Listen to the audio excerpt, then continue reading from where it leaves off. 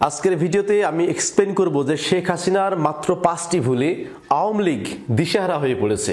আওয়ামী লীগ নেতাকর্মীদের যে সুন্দর একটা ভবিষ্যৎ ছিল, এই ভবিষ্যৎটা নষ্ট হয়ে যাচ্ছে ক্রমান্বয়ে, এবং যাদের নষ্ট হয়ে গেছে এটার সম্পূর্ণ দায়ভার হচ্ছে শেখ হাসিনার। তিনি যদি তার একক সিদ্ধান্তের বলে যা খুশি তাই না করতেন, তাহলে পরে দেশটার অবস্থা এই হতো না, আওয়ামী লীগের অবস্থা কিন্তু এই হতো না। তো চলুন শেখ হাসিনার কোন 5টি ভুলে যে আওয়ামী লীগ দিশেহারা হয়েছে সেই বিষয়ে একটু এক্সপ্লেন করি।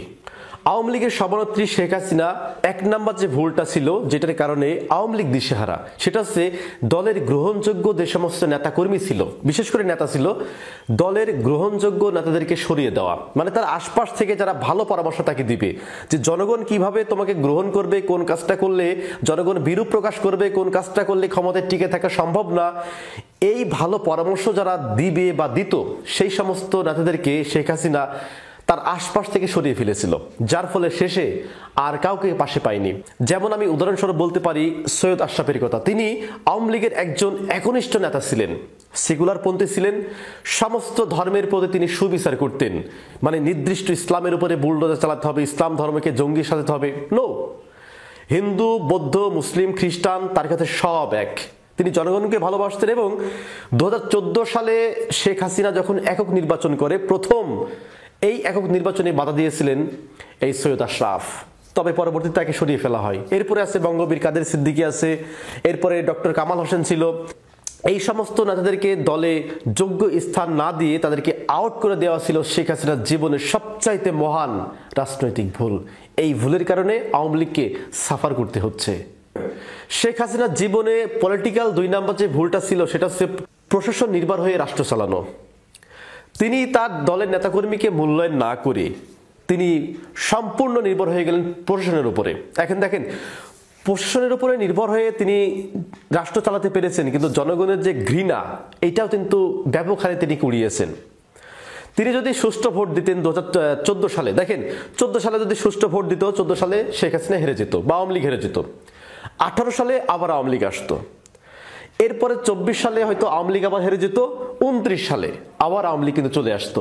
এবং আমি এই কথাটা বারবার বলেছি যে এই দেশের জনগণ 5 বছরের বেশি কোনো সরকারকে ক্ষমতায় দেখতে চায় না। তো সুতরাং আপনি সুষ্ঠু সুন্দরভাবে দেশ চালিয়ে ক্ষমতা হ্যান্ড ওভার করেন, দেখেন 5 বছর পরে জনগণ আপনাকে আবার ভোট দিয়ে আপনাকে প্রধানমন্ত্রী বানাতো। কিন্তু সেই পথটা বন্ধ করে দিয়ে পুলিশের উপর নির্ভর করা, র্যাবের উপরে নির্ভর করা, গোয়েন্দা সংস্থার উপরে নির্ভর করে দেশ চালানো, এটি ছিল শেখ হাসিনার জীবনের সবচাইতে মারাত্মক 2 নম্বর পলিটিক্যাল ভুল। এরপর শেখ হাসিনার 3 নম্বর যে পলিটিক্যাল ভুল ছিল, সেটা হচ্ছে ভারতের প্রতি নত জনপররাষ্ট্রনীতি। দেখেন, জনগণের পালস যে সরকারে বুঝতে না পারবে, সেই সরকারই কিন্তু বাংলাদেশ থেকে উৎখাত হবে। আমরা পূর্বে বহুত রেকর্ড আছে।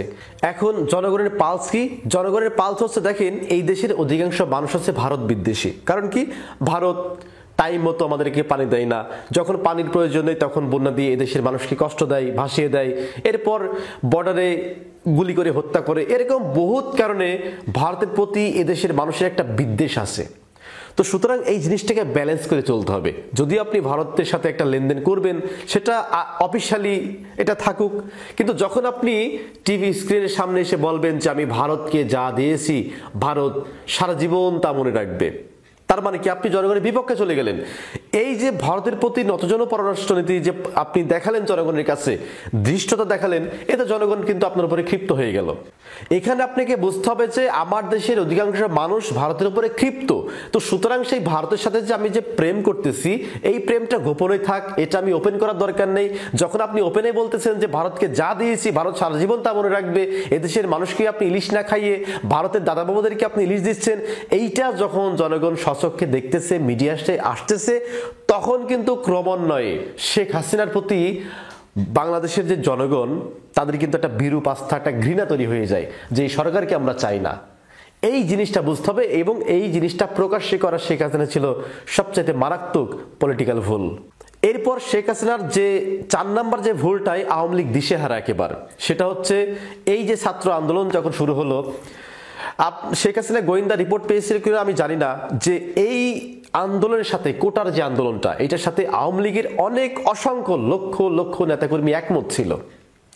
কারণ এটা নিয়ে যখন প্রত্যেকটা জেলায় যখন আন্দোলন হয় ওইভাবে শুরু থেকে তারা কিন্তু প্রতিহত করেনি, এবং অনেক আওয়ামী লীগ নেতাকর্মীদেরকে দেখেছি ছাত্রদের পক্ষে স্ট্যাটাস দিতে। কারণ দেখেন, একজন আওয়ামী লীগ নেতা, তার হয়তো কোটা নেই, তো তার ছেলে তো ভবিষ্যতে চাকরি পাবে না, ভালো একটা চাকরি।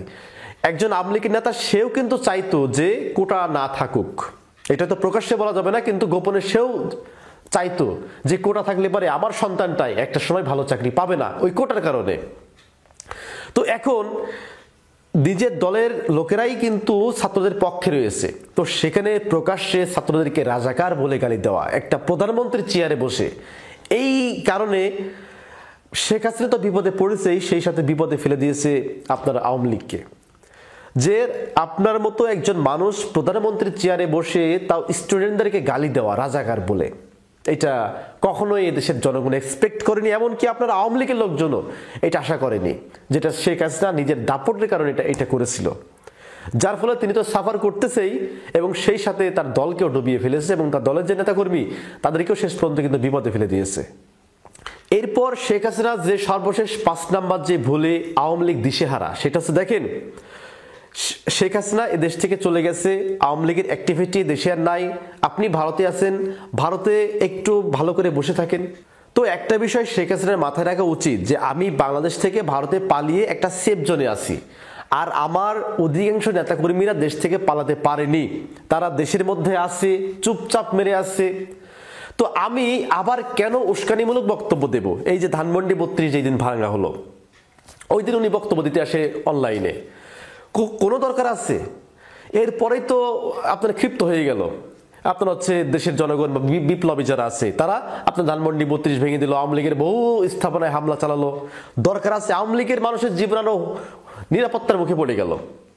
তো এইটা করার কি দরকার? যে আপনি ভারতের সেফ জোনে আছেন, কিন্তু আপনার যারা নেতাকর্মী তারা তো সেফ জোনে নাই, তাদের তো বাংলাদেশে থাকতে হবে। এবং আপনি তো বলেন নাই যে আমি বাংলাদেশ থেকে পালিয়ে যাচ্ছি, তোমরা পালাও, বরঞ্চ আপনি আপনার নেতাকর্মীদেরকে বাংলাদেশে রেখে পালিয়ে গেছেন। তাহলে আপাতত একটু স্টপ মেরে থাকেন। এই স্টপটা না মারার ফলে ধানমন্ডি 32 গুড়িয়ে দেওয়া হলো, এবং সেই সাথে আওয়ামী লীগের কিছু লোকজনকে আবার নতুন করে অ্যারেস্ট করা হলো, ডেভিল হান্ট নামে একটি অভিযান পরিচালনা করা হলো। এইটাও ছিল শেখ হাসিনার জীবনের সবচেয়ে মারাত্মক 5 নাম্বার ভুল, পলিটিক্যাল ভুল, যে ভুলের কারণে সাফার করতেছে আওয়ামী লীগ। তো প্রিয় দর্শক, শেখ হাসিনার যে 5টি ভুলে আওয়ামী লীগ দিশেহারা, আমার এই বক্তব্যের সাথে আপনি কতটুকু একমত সেটা অবশ্যই কমেন্ট করে জানাবেন। আরেকটা কথা বলি, দল করবেন কিন্তু দল কানা হবেন না। ভালো থাকবেন, ধন্যবাদ সবাইকে।